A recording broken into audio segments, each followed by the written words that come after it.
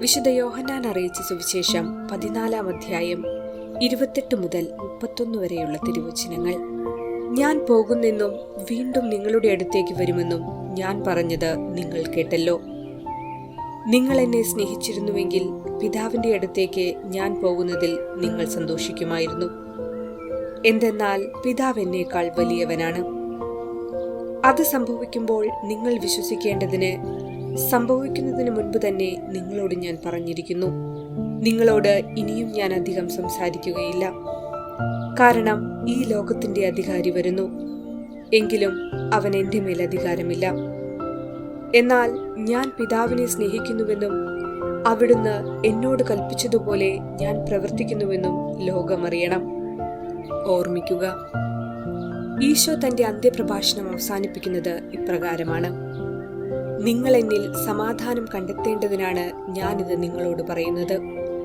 ലോകത്തിൽ നിങ്ങൾക്ക് ഞെരുക്കമുണ്ടാകും, എങ്കിലും ധൈര്യമായിരിക്കുവിൻ, ഞാൻ ലോകത്തെ കീഴടക്കിയിരിക്കുന്നു.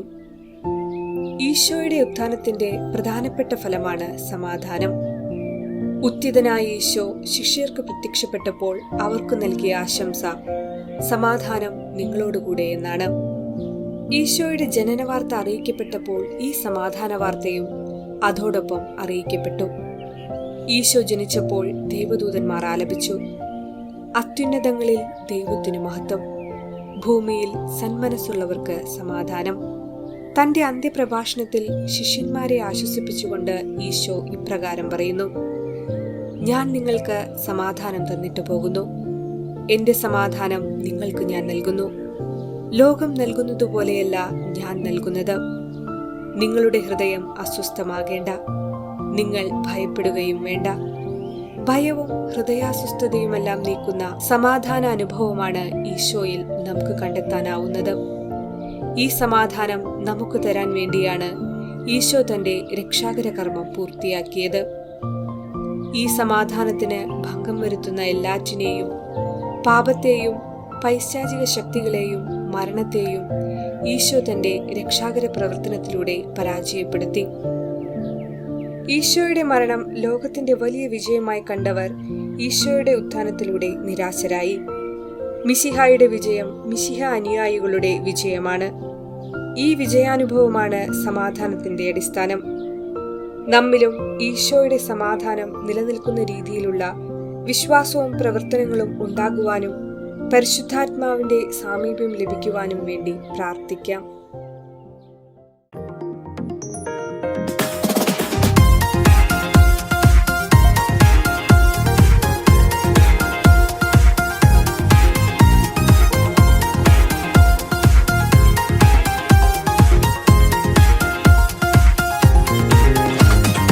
ആത്മാവിൻ ശക്തി എന്നിൽ പകരണമേ, പൂർണ്ണ ശക്തിയോടെ ആരാധിക്കാൻ.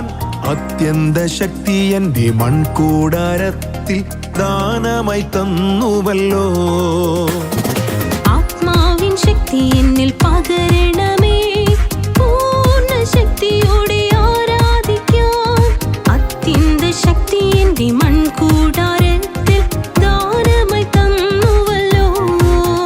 നീ ഉറവയായി ഇറങ്ങി വന്നിടുക, നിറഞ്ഞു നിറഞ്ഞു ഫലം കായ്പാൻ. കൃപ കൊണ്ട് ബലം തന്നിടുക, ശത്രുവിന്റെ ബലത്തെ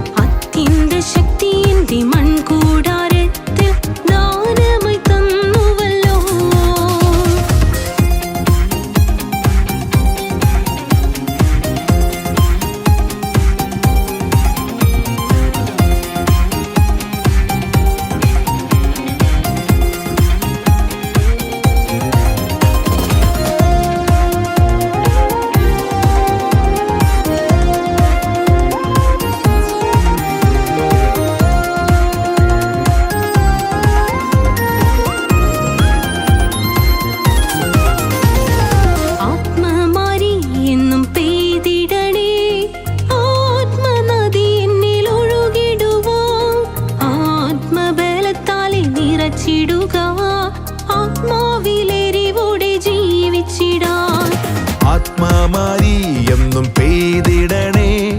ആത്മനദി എന്നിൽ ഒഴുകിടുവാൻ ആത്മബലത്താലെ നിറച്ചിടുക. ആത്മാവിലെരിവോടെ ജീവിച്ചിടാൻ നീ ഉറവയായി ഇറങ്ങി വന്നിടുക. നിറഞ്ഞു നിറഞ്ഞു ബലം കൈപ്പാൻ കൃപ കൊണ്ട് ബലം തന്നിടുക. ശത്രുവിന്റെ ബലത്തെ തകർത്തിടുവാൻ നീ ഉറവയായി ഇറങ്ങി വന്നിടുക. നിറഞ്ഞു നിറഞ്ഞു ബലം കൈപ്പാൻ കൃപ കൊണ്ട് ബലം തന്നിടുക. ശത്രുവിന്റെ ബലത്തെ തകർത്തിടുവാൻ ആത്മാവിൻ ശക്തി എന്നിൽ പകരണമേ. പൂർണ്ണ ശക്തിയോടെ ആരാധിക്കാൻ അത്യന്ത ശക്തി എന്റെ മൺകൂടാരത്തിൽ ദാനമായി തന്നുവല്ലോ.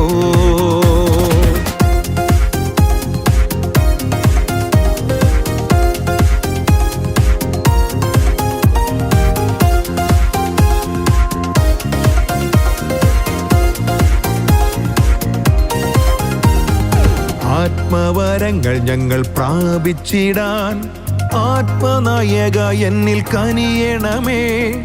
ആത്മബലം എന്നിൽ ഉളവായിടാൻ ആത്മനാഥ എന്നിൽ നിറയണമേ. ആത്മവരങ്ങൾ ഞങ്ങൾ പ്രാപിച്ചിടാൻ ആത്മനായക എന്നിൽ കനിയണമേ. ആത്മഫലം എന്നിൽ ഉളവായിടാൻ ആത്മനാഥ എന്നിൽ നിറയണമേ. നീ ഉറവയായി ഇറങ്ങി വന്നിടുക. നിറഞ്ഞു നിറഞ്ഞു ബലം കൈപ്പാൻ കൃപ കൊണ്ട് ബലം തന്നിടുക. ശത്രുവിന്റെ ബലത്തെ തകർത്തിടുവാൻ നീ ഉറവയായി ഇറങ്ങി വന്നിടുക. നിറഞ്ഞു നിറഞ്ഞു ബലം കൈപ്പാൻ കൃപ കൊണ്ട് ബലം തന്നിടുക. ശത്രുവിന്റെ ബലത്തെ തകർത്തിടുവാൻ ആത്മാവിൻ ശക്തി എന്നിൽ പകരണമേ. പൂർണ്ണ ശക്തിയോടെ ആരാധിക്കാൻ അത്യന്ത ശക്തി എന്റെ മൺകൂടാരത്തിൽ ദാനമായി തന്നുവല്ലോ. ആത്മാവിൻ ശക്തി എന്നിൽ പകരണമേ. പൂർണ്ണ ശക്തിയോടെ ആരാധിക്കാൻ അത്യന്ത ശക്തി എന്റെ മൺകൂടാരത്തിൽ